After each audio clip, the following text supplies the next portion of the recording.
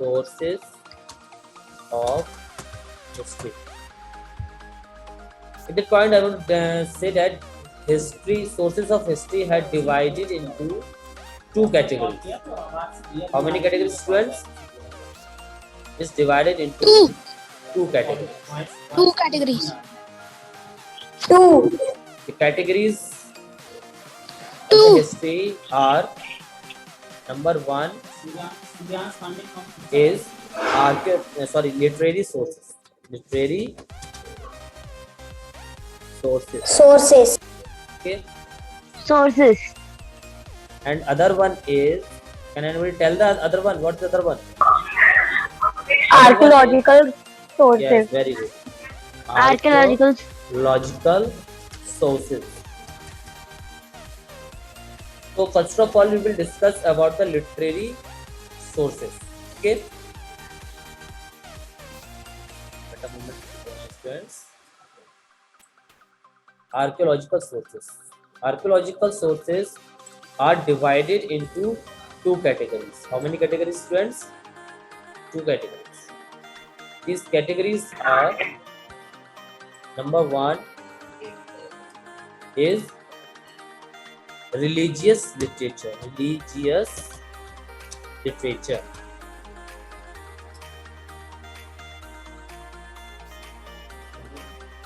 And the other one is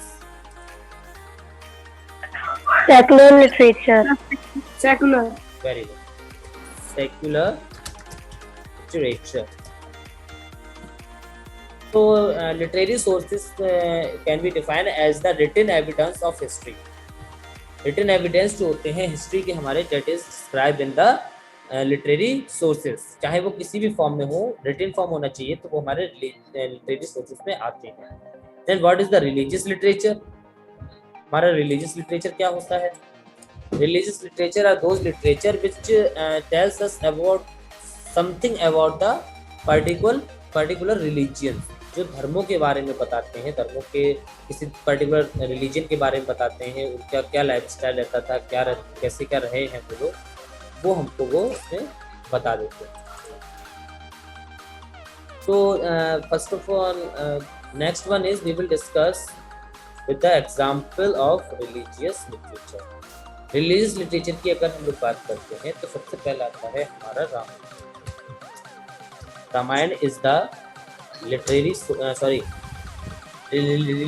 literature of history, and it is also known as the literary source. Next one is Mahabharata, Vedas, Jatakas, then Purans, Jatakas, Angas, Tripitakas, Purvas, okay, etc. EPC. ये आपको समझ में आ रहा होगा, इन points से आपको clear होगा कि आखिर रिलीजियस लिटरेचर कौन से होते हैं. Religious literature are those literature that tells us about the particular religion. ठीक है ना. तो पर्टिकुलर रिलीजन के बारे में हमको बताते हैं, वो होते हैं हमारे रिलीजियस लिटरेचर. जैसे Ramayana tells us about the lord Ram की लाइफ के बारे में हमको रिलीजियस लिटरेचर बताता है. Okay. Mahabharata tells us, sorry there is a mistake, About Krishna ji and the about Kurukshetra war. Pandavas. Yes. Pandavas. Pandavas. Pandav and Kuru. Kauravas and fights were. Pandavas. And the Vedas describes our rituals. The Hindus religious जो हमारे rituals होते थे, जो हमारे रीति रिवाज होते थे, उनको बताता है. पुराण में भी यही है. Then the next is Jatakas. Jatakas and the Tripitakas. It is the religious literature of religion बौद्ध धर्म के लोगों के ये रिलीजियस लिटरेचर. ओके. इसके बाद आता है next Angas and पूर्वाज।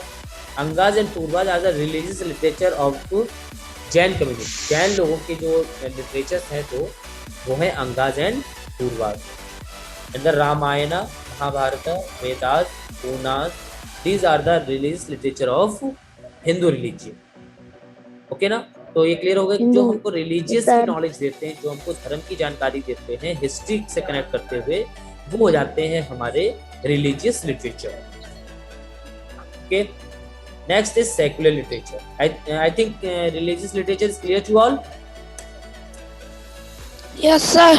Okay, so next move to the Yes, sir. secular literature. Secular literature can be defined as the literature that tells us about the socio-economic conditions of the kings and about the life of the rulers. जो भी राजा हुए, महाराजा हुए, rulers हुए हैं, उनकी life के बारे में और उनके सोशल इकोनॉमिक एक्टिविटीज के बारे में, उनकी आर्मी के बारे में हमको डिस्क्राइब करते हैं।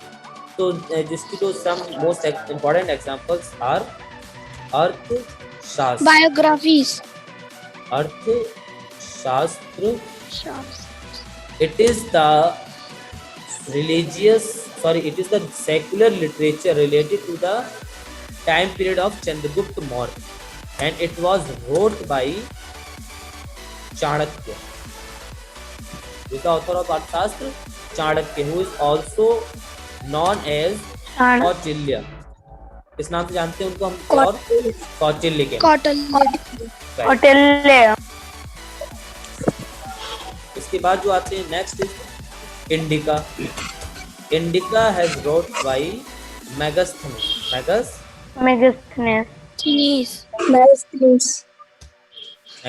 Megasthenes was the Greek ambassador of Chandragupta Maurya court. Chandragupta Megasthenes जो था वो इंडिया का नहीं था, इस द ग्रीक एम्बेसडर। ये ग्रीक सिटीजन थे जो कि सिकंदर, आपने नाम सुना होगा अलेक्जेंडर, जिसको हम सिकंदर भी जानते हैं, उनके आर्मी जनरल थे मेगास्थनीज। तो इन्होंने इंडिका लिखी थी। इन्होंने भी चंद्रगुप्त मौर्य के टाइम पीरियड के बारे में डिस्क्राइब किया। इसके बाद अगर हम और नेक्स्ट बात करते हैं, फिर आता है students, have you listen about the Prithviraj Chauhan? Have you listen this name? Yes, sir.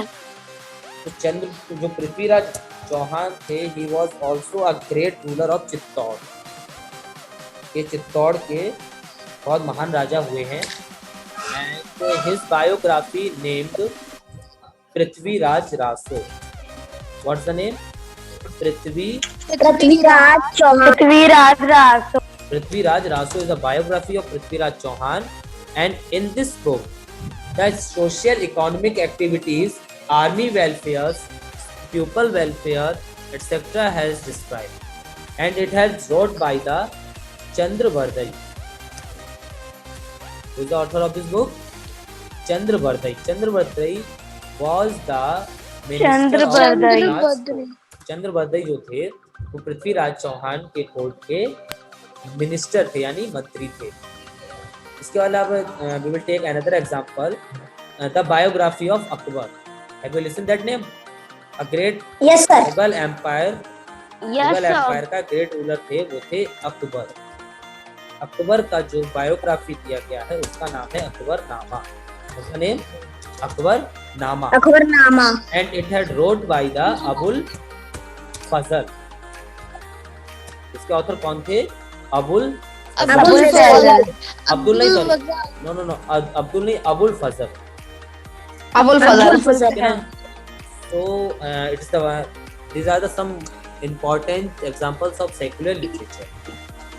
Okay, I think secular literature is clear. Yes, secular literature are those literature which is the written evidence of the history, and it is also written evidence to describe the social economic activities, territories, and the war welfare of the king. उस time जो राजा हुआ करते थे उनके समय में जो भी क्या कहते हैं सोशल एक्टिविटीज थी, इकोनॉमिक एक्टिविटीज थी, वो हमको इसमें मिल जाती है।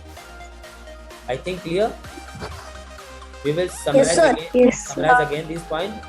अर्थशास्त्र and Indica is the secular literature, a written source and written evidence of Chandragupta Maurya's empire. It means Mauryan Empire. Prithviraj Raso was the secular source of Prithviraj Chauhan's empire. Akbarnama is the secular literature source of Akbar's court. Clear to all? Yes, sir. Yes, sir. Yes, sir. Okay. Next is archaeological source. What is archaeological source? Archaeological source are the physical sources of history. Physical sources का मतलब written evidence नहीं होता है जो हमको proper हमारे हाथ में होती है, उसकी केस स्टडी के बाद जो हम लोग कंक्लूजन निकालते हैं वो आता है हमारा आर्कियोलॉजिकल सोर्सेस। ठीक है ना? Yes, sir. Sir, please repeat it. Archaeological sources are those sources which are in the physical form. जो रिटन एविडेंस की जगह, एक तो रिटन एविडेंस हो गया, एक होता है आर्कियोलॉजिकल एविडेंस। आर्कियोलॉजिकल एविडेंस में जो चीज हमको मिलती है उसकी केस स्टडी से हमको पता चलता है आखिर वो किस समय की है और आखिर वो क्या है। ठीक है ना? सो आर्कियोलॉजिकल सोर्सेस में जो हमारा फर्स्ट है वो है inscription.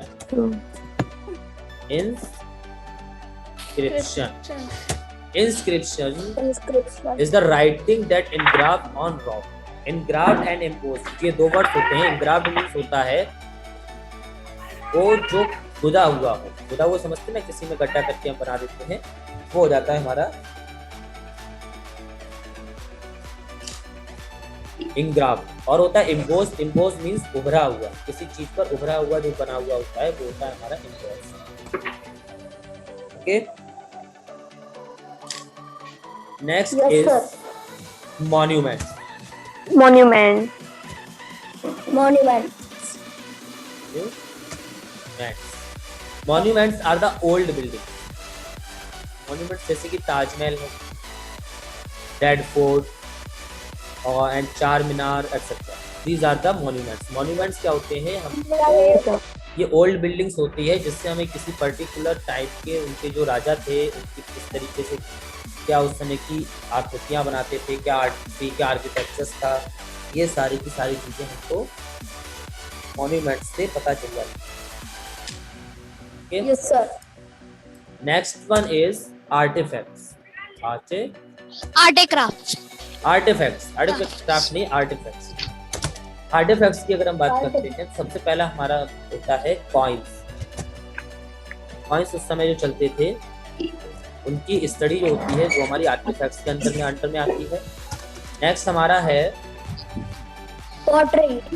Pottery. Very good, pottery भी वेरी इंपॉर्टेंट पॉइंट आ जाता है हमारे हिस्ट्री के लिए, क्योंकि इसमें हमको ये पता चलता है कि उस टाइम पर किस टाइप के कलर्स यूज होते थे, which type of colors used, which type of designs were used during that time. Next is Weapons. Weapons. Very good, weapons. उस टाइम में किस टाइप के वेपन्स यूज होते थे वो हमको आर्टिफैक्ट्स में पता चलते हैं। और नेक्स्ट ऑर्नामेंट्स। या वेरी गुड, टूल्स। ऑर्नामेंट्स जो आभूषण हुआ करते थे उस समय के वो होते हैं। टूल्स जो हमारे हथियार होते थे, टूल्स मतलब जो उनके औजार होते थे जिससे वो काम किया करते थे, वो टूल्स। यहाँ तक किसी को प्रॉब्लम? यहाँ तक क्लियर हो गया सबको? No, sir. Next Yes, is sir. Yes, sir. Next is manuscript. Manuscript इसको हम बोलते थे मनुस्क्रिप्ट। ये भी एक रिटन एविडेंस में आता है but it is also a archaeological source. Okay, इसके बाद आते हैं, देखिए इंस्क्रिप्शंस में क्या क्या आ जाता है हमारा। यहाँ पर आ जाते हैं दोबारा वापस इंस्क्रिप्शन पर। इंस्क्रिप्शन में जो हमारा आ जाते हैं writing that engraved on rocks, pillars and stones. Okay, so these are the sources. Important point कौन कौन से इसमें हमारे? Inscriptions, monuments, artifacts and manuscript. और इसके जो एग्जांपल्स हैं हमारे वो है रॉक, प्लस एंड स्टोन। ये है इंस्क्रिप्शन। इंस्क्रिप्शन किन किन पर होती है? रॉक्स पर, प्लस एंड स्टोन। आर्टिफैक्ट्स की अगर बात करते हैं, आर्टिफैक्ट्स क्या क्या होते हैं हमारे? Coins, pottery, weapons, ornaments, tools. Okay, Sir, bones. bones is also are artifacts, but it is not described much more. Okay, clear हो रहा है यहाँ तक? So these are the two sources. Yes, sir. These are the two sources of history that describes us about the culture, about the social and economic activities, about the army, about the pupil welfare of the particular time. उस time में कैसी चीज क्या होती थी, उन सब चीजों को ये हमको डिस्क्राइब करके देता है। स्टूडेंट्स, आप you are making so much noise, so I am locking your unmute option. Okay class, I think the points are clear. Now I succeed to all. Now you can ask your question. आप अपने questions दे सकते हैं अब हमको। First of all, metal किस चीज में आएगा? metals cover in the topic weapons and tools. Students, I want to instruct you to take a screenshot of the screen. आप लोग एक screenshot ले लीजिए इसका, जिससे आपको आगे के लिए याद रहेगा। Sir, I have already. Sir, मैंने Okay, ले Sir, I have ignore if you have done.